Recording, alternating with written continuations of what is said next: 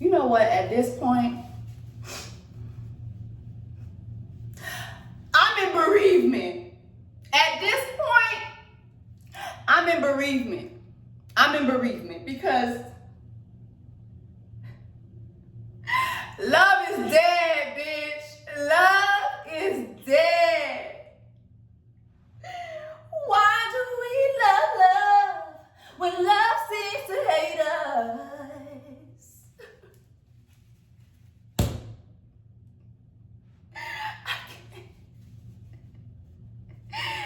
Derrick, black men don't cheat. Jaxn, not you. Not you. We were rooting for you. We were all rooting for you. How dare you do this to us? Learn. Learn. I can't do this shit. Listen. But you know what? It is what it is with these niggas. Like, at this point, it is what it is with these niggas. We ain't safe. We ain't safe. We ain't safe. Nous pas safe, sister. It ain't safe. It ain't safe. It ain't like it ain't safe, bitch. We ain't safe, bitch. Ain't no insurance. We ain't got no insurance, bitch. We ain't protected. That's it. I've come to the realization that it is what it is with these niggas. Like, that's what it is. Make a long story short. You know, I saw like the girl that came out last week and she had the whole interview and she basically told us that she was sleeping with Derrick and that Derrick had told her that he was separated or something like that. I ain't gonna lie, when I first saw that, I was like, oh, please be lying. Like, just please be lying. Because I love Derrick Jaxn. Like, I love Derrick Jaxn. I feel like he's always online giving great advice. He's never toxically masculine, and he's not degrading, to women. I feel like he gives balanced advice every time he speaks. He's a Cancer. Now, what did I tell y'all about Cancer niggas? I tell y'all this all the time. Them Cancer niggas are Satan's firstborn. I'm telling you. Them niggas got their own section in hell. I'm telling y'all. Get with a Cancer man. If you love misery, get with a Cancer nigga. I'm telling you. Them niggas, they are good. Like, they are well-spoken. They're very in tune with their emotions, but they are emotionally abusive. Like, that is something I know all too well about Cancer men. I've never been in a relationship with a Cancer man, but I've definitely dated enough to know this is y'all MO. They're very emotionally abusive. And they know how to get under your skin, make you fall in love. They know how to treat you very, very well and get your walls down and get you to the point where they can just attack, bitch. Next thing you know, it's like a crab just clawing at your toes, bitch. That's a Cancer man, a whole motherfucking crab. A whole motherfucking crab. But yeah, so there was this girl that came forward, and I was like, oh my God, please be a lie, girl, please be lying. Not my Derrick, not my Derrick. So she came forward, and she basically, I didn't see the receipts, but everybody kept saying that she had receipts and that, she had pictures in, the same house that he shares with his wife and all that. And it's just like, listen, here's my thing with men. Just not even just Derrick, but men in general. Y'all are so embarrassing. Y'all so embarrassing because y'all don't even have decorum. Like, if you're going to cheat, have the decency to cheat outside of your home.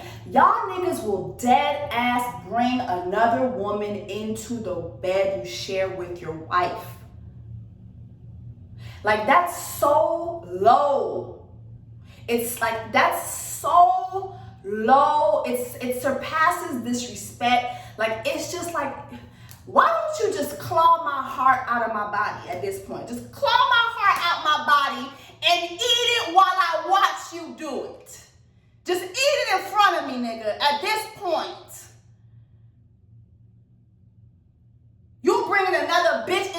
motherfucking bed on my 1,000-count sheet spread. I hope I said that right. Y'all niggas is embarrassing. You know, oh, you know that what? So anyway, she had the receipts. I didn't see none of the receipts. But I did see he followed up and he talked about how he had a sexual relationship with that girl, but they never actually had sex. And we all know what that is. You know, like, it's sexual tension. Y'all might make out. Shit, y'all might do other things. There's other things you can do. I mean, did you suck her titties? Did she suck your dick? Did you suck her pussy? What did y'all do? What y'all was doing? Y'all was over there sucking something. So, you know, he came forward and he said that, and he said his wife was aware. And the video I saw also, he was saying how him and his wife were separated, and that his wife actually had filed for divorce. So I remember watching that video this morning and thinking to myself, you know what? This man is going to have to get his wife to talk to us. Like, now at this point, people are going to want to hear the wife's side. And so when I saw Derrick actually upload that video with his wife, I was like, oh my freaking gosh. Like, he did exactly what I thought he should do, which was bring his wife. Now, it was kind of uncomfortable. Sis still had her bonnet on. Sis didn't even get a chance to take her bonnet off. You hear the kids in the back talking about, mommy, daddy, hungry. Mommy, daddy, nana, hungry, I'm hungry. Like, you know what I'm saying? Like, damn, like, sis still had her bonnet on. Now she got to sit through this Oprah style interview live to tell her side, breaking my silence. Sis breaking her silence. But she basically confirmed what he said, which was that they were not together at the time. The video did look uncomfortable because, like I said, sis still had her bonnet on, and then a lot of people were like, yeah, he was squeezing her hand so much and she looked uncomfortable. And so literally, as I was watching that video on Instagram, I saw that they were actually live on YouTube. So now I went to the live, and basically she said going live was her idea. Like, she did want to finally come out and share her piece. So as I'm hearing her, basically she confirmed that February 24th of last year, they separated. Shortly after that, she left the house, and then she filed for divorce. Like, she said this. So basically, all of 2020, they weren't together. They literally got back together a couple months ago. So she confirmed what he said. And when she was talking, she gave me Paige from Married at First Sight. And I still have to do, that video's coming. But she gave me Paige, Married at First Sight. And I'm going to say why. Both of them, you know, they talk about God a lot. Like, Derrick was saying how he was cheating on his wife a lot because he had come to Jesus, but he didn't actually give his life to Jesus. And so his relationship with God was bad, and the relationship with God was so bad, so it was trickling into his marriage and into his life, and he wasn't being the faithful man that he should be. He was cheating, he was doing all these different things. And, you know, sis was like, yeah, you know, like, over the years, like, I've seen so many pictures, I've seen so many videos, like, yes, he's cheated on me multiple times, but, you know, I asked God for the strength to stay, and I asked God, you know, for grace, but finally, last year, she couldn't do it anymore. So it was really, for me, hearing that, it made me feel like, well, damn, so all these years that you were talking about black men don't cheat, you actually did cheat. All this good advice that you've given over the years, you were given that good advice because of what you were out there doing. So you literally were using yourself as a canvas to tell us, ladies, this is what these niggas is doing. I'm niggas. This is what these niggas is doing. I'm niggas. Learn from me. Basically, like that basically was what you had been doing all these years.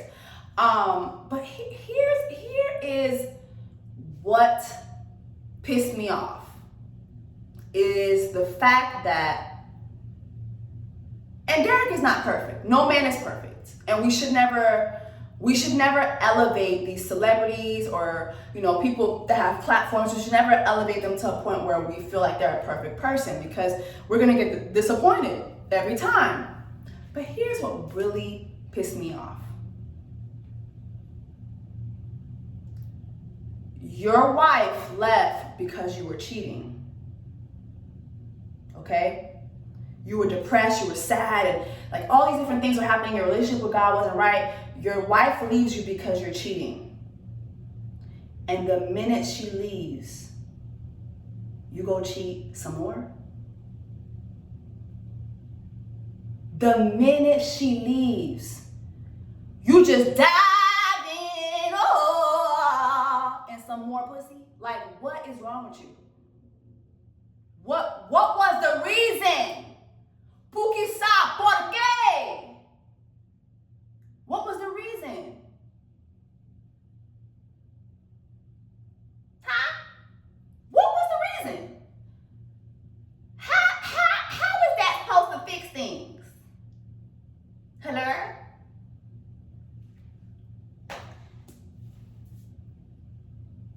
That pissed me off. Because how I read it is basically, shit, but she leaving anyway, so fuck it, I'm gonna go fuck more hoes. No. That doesn't align with what you were saying about like just that you're trying to get yourself together and trying to get your relationship right with God. It doesn't align. And then, he was saying how during their separation, like he came to the realization that he hadn't really dedicated himself to God, to Christ, and that he needed to change and become a better person, become a better man, become a better husband, But that doesn't align with now. Not only did you have that first girl, now you have another girl coming forward. And this girl is saying, y'all met in Miami, and you were telling her you were separated. It does not align. Then you have, his wife saying, since they've been back together, like she took him back because he changed, and he changed a lot of his ways, and she could tell like he had made a lot of effort and a lot of strides. But I don't know if I believe that. And the good thing about it is what I believe doesn't fucking matter, because at the end of the day, it's y'all's marriage. But I personally, I have a problem with that, because literally your wife leaving did not change you. You actually went on a fucking spree following your wife leaving you. I don't respect that. I don't like that. And I think that makes it just pokes holes in the whole, I'm changing, I'm this, I'm that. No, I don't believe it for a second. Now, I can say this. Him and his wife said something that I didn't know. They've been together, they've been in each other's lives romantically since they were 19, and they're in their 30s. And I know from my experience watching a lot of relationships that I've known over the years from high school, like I'm a decade out of high school. So the few relationships that I know of people that are still together, it's tumultuous. Like it's bad. Like they're in love and they love each other, but there's a lot of hurt and a lot of things that the women go through with these men that they've been with for so many fucking years. It's like there is a stagnance in growth when it comes to just growing up. Like the men just don't grow up. They still see you as the teenage girl that they got with. Even if they have kids with you, even if y'all go on and grow businesses together, like they still see you as this this young kid, this young girl that they got with. And because they spent so many years running over you and cheating on you and mistreating you and having miscommunication and basically getting away with it, it's hard for them to break out of that shit. Because you taught them that it's okay, and you taught them that you're going to stay. You're going to pray through it. You're going to cry through it. You're going to work through it. But you're not going to leave. You're going to scream through it. You're going to argue through it. But you're not going to leave. You're going to fuck him through it. You're going to give him kids through it. but you're not gonna leave. So literally, like, you condition this person to treat you badly. So now it gives me more of an understanding. Both of y'all got work to do. Both of you guys have work to do if you're going to stay together. Derrick, not you. I'm so disappointed. I'm so disappointed. Like I said, I really like Derrick as a person. I think he gives such great advice, but I did not expect for him to be the total opposite of what he was preaching. At the same time, everybody is human. Humans are not perfect. We all fall short. But I do not like the way that sis gave me so much page from Married at First Sight. I don't like people using God in somewhat of a defense, like, or as a, you know, God, we just gotta invite God into our lives. It's like, you already knew that shit. You know right from wrong. You knew what you were doing was wrong. God, like, there comes a time where it's like, it's not, leave God out of it. You knew what you were doing was wrong. You were being selfish and you were pleasing yourself. You didn't give a fuck how it was gonna affect your wife, your kids. You didn't care. You was getting your dick wet. When does it end for you niggas? I feel like I ask this every relationship video. When do men finally say, I'm gonna stop the bullshit. I'm gonna stop putting my dick in every fucking hole I can find. You niggas put your dicks everywhere. No standards. No protection a lot of the times. Like, you don't care. When does it stop? That's the real pandemic. The real pandemic is these niggas. These niggas is the real pandemic. Somebody need to vaccinate y'all niggas. Maybe that will fix y'all niggas. A vaccine. Joe, Kamala. Y'all get to work and stimulate these niggas so these niggas can keep their fucking dick in their fucking pants. What do you guys think about this? Are you guys still gonna watch his advice videos? You know, is it disappointing to you? How do you guys feel about the wife? Do you feel like the wife should leave? Do you feel like the wife made the right decision to stay? Let me know your thoughts, guys. I'm in shambles, child. I'm gonna go take my wig off and I'm just gonna lay in a puddle of tears, cause bitch, love is dead. I'm done. Like, I can't do this shit no more. Love don't live here.